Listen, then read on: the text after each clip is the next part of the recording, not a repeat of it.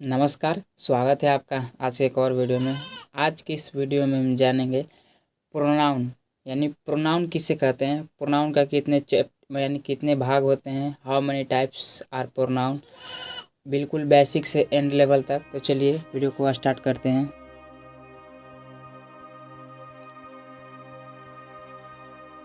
इसका इंट्रोडक्शन देखिए, प्रोनाउन किसे कहते हैं। Pronoun pronoun is word, A pronoun is word use instead of a noun, अर्थात वह शब्द हम जो नाउन के स्थान पर प्रयोग करते हैं। यानी जैसे नाउन का जन्म हुआ ना, पहले इसका एग्जांपल एक देख लीजिए। नाउन का जन्म हुआ तो वो बोरिंग सा हो गया कि हम कहाँ कहाँ आए, कहाँ है, तो उसने ही प्रोनाउन को अब कि चल अब मेरा स्थान तू ले ले, मेरा स्थान तू ले ले, थोड़ा मुझे आराम दे। यानी जो जैसे नाउन का जन्म हुआ तो नाउन हर जगह आते आते थक गया, तो उसने प्रोनाउन को जन्म दिया कि प्रोनाउन कुछ चल मेरा स्थान कुछ तू ले ला, ताकि मेरा पर प्रेशर कम पड़े, यानी मैं भी तनी अच्छा से जी सकूं।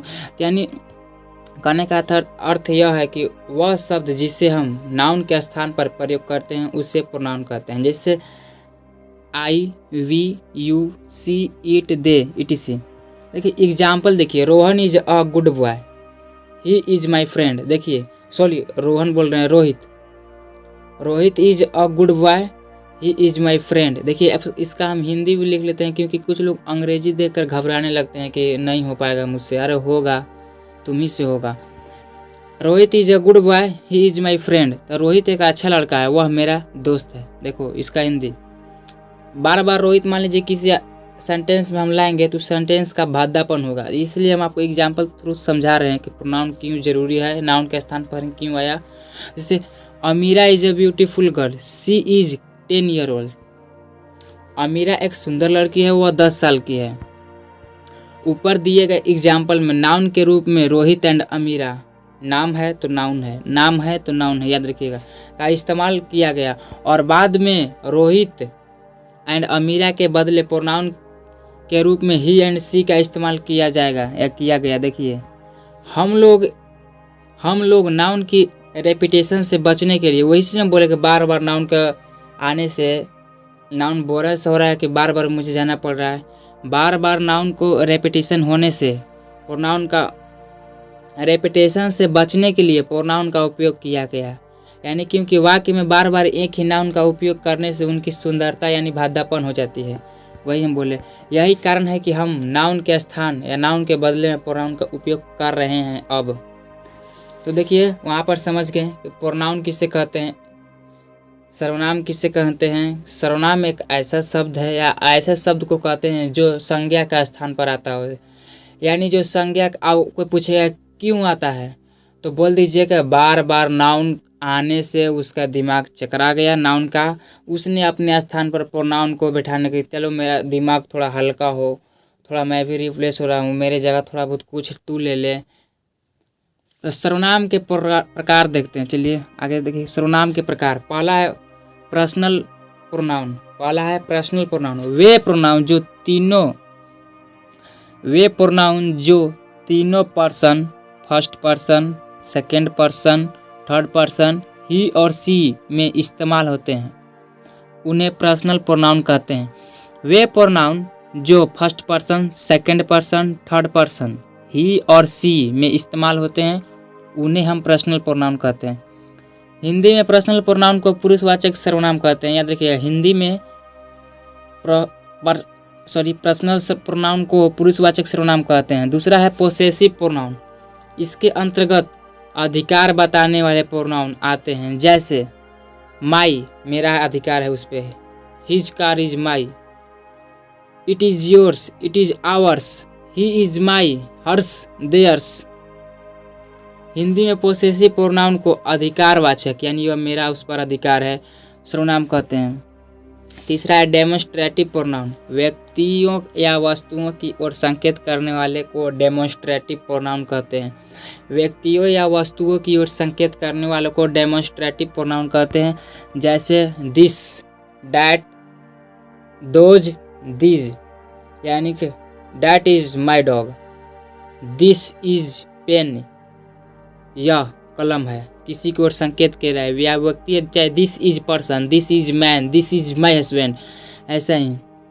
हिंदी में डेमोन्स्ट्रेटिव प्रोनाउन को संकेतवाचक सर्वनाम कहते हैं, जो किसी की ओर संकेत करे। चौथा है डिस्ट्रीब्यूटिव प्रोनाउन, इसके अंतर्गत each, either, neither, ever, not, etc आते हैं। इसके अंतर्गत each, either, neither, every, not, etc आते हैं। ये सब आप लिख कर याद कीजिए। आप सोच रहे हैं कि इससे और बेसिक चाहे और डीप जाए, तो आपको ऐसा नहीं मिलेगा, और इसका हम प्रैक्टिस सेट भी करवाएंगे आप लोग को। तो इसको हिंदी में हम वरिष्ठवाचक सर्वनाम कहते हैं। इसको हिंदी में वरिष्ठवाचक सर्वनाम कहते हैं। पांचवा है रेसिप्रोकल प्रोनाउन। पांचवा है प्रोनाउन का टाइप्स रेसिप्रोकल प्रोनाउन। ऐसे प्रोनाउन जो पारस्परिक संबंध बताते हैं उन्हें रेसिप्रोकल प्रोनाउन कहते हैं, जैसे each other, one another. Each other, one another. Reciprocal pronoun को हिंदी में पारस्परिक संबंधवाचक सर्वनाम कहते हैं। मेरे साथ, उसके साथ, ऐसे एक दूसरे के साथ। Reflexive pronoun. छठा है रिफ्लेक्सिव प्रोनाउन। सेल्फ या सेल्फ से बनने वाले सर्वनाम को रिफ्लेक्सिव प्रोनाउन कहते हैं। सेल्फ या सेल्फ से बनने वाले सर्वनाम को रिफ्लेक्सिव प्रोनाउन कहते हैं, जैसे myself, ourself, yourself, yourselves, himself, herself, itself, themselves, oneself, etc. Reflexive pronoun को हिंदी में निजवाचक सर्वनाम कहते हैं। ये सब देखिए, ये सब सर्वनाम है। ये सब का आपको याद करना है कि ये किस सर्वनाम का पार्ट है, यानी किस सर्वनाम का, जैसे ये जो सर्वनाम है ये किस सर्वनाम का पार्ट है, उसे आपको याद करना है। तब आपको कंफर्म होगा कि हाँ ये इस सर्वनाम का है या इस सर्वनाम का। आप याद नहीं करेगा तो आपको एक बार दे दिया जाएगा चूज करने के लिए, तो आप चूज नहीं कर पाइएगा, तो बोलिएगा कि आता ही नहीं है। कहाँ थे हम लोग? चलिए आ गए हैं फिर से साइड पर। छठा थे हम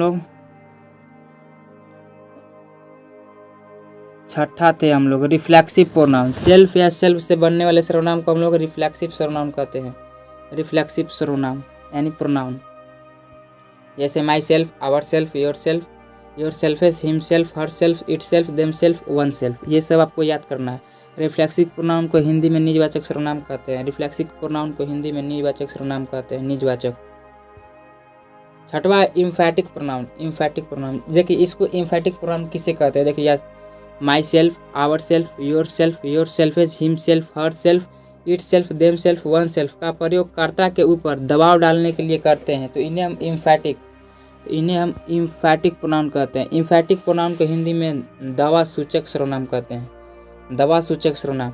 आठवां इंडेफिनाइट प्रोनाउन। इसके अंतर्गत निम्न सर्वनाम आते हैं: everybody, somebody, nobody, anybody, everybody, everybody, someone, no one, anyone, everything, something, nothing, anything, all, some, and, both, etc, मतलब बहुत है। इंडेफिनाइट प्रोनाउन को हिंदी में अनिश्चयवाचक सर्वनाम कहते हैं। इंडेफिनाइट प्रोनाउन को हिंदी में अनिश्चयवाचक सर्वनाम कहते हैं। नावा है रिलेटिव प्रोनाउन। नावा है वो जो रिलेटिव प्रोनाउन है, वह सर्वनाम जो वाक्यों को जोड़ने में काम आते हैं। वह सर्वनाम जो वाक्य को जोड़ने में काम आते हैं उन्हें रिलेटिव प्रोनाउन कहते हैं, जैसे who, whom, whose, which, that, etc. Relative pronoun को हिंदी में संबंधवाचक सर्वनाम कहते हैं। ये आप सबको याद करना पड़ेगा छोटा बच्चा की तरह। तब उसके बाद आप जब प्रैक्टिस कीजिएगा ना, तो ये क्वेश्चन रिकॉल होगा, उसके बाद आप मजबूत हो जाइए कि हाँ। और 10वां है इंट्रोगेटिव प्रोनाउन। वे सर्वनाम जिन्हें प्रश्न पूछे जाते हैं, वे सर्वनाम जिनसे प्रश्न पूछे जाते हैं उन्हें हम रिलेटिव सर्वनाम कहते हैं या रिलेटिव प्रोनाउन कहते हैं, इंट्रोगेटिव प्रोनाउन कहते हैं। जैसे हुम, जैसे who, whom, whose, which, etc.. Interrogative pronoun को हिंदी में प्रश्नवाचक सर्वनाम कहते हैं। तो आज की इस वीडियो में इतना ही। हमारा चैनल है इस नाम से, अगर आप चाहते हैं तो हमारे चैनल को फॉलो और सब्सक्राइब कर सकते हैं, और नहीं तो वीडियो देखने के लिए धन्यवाद।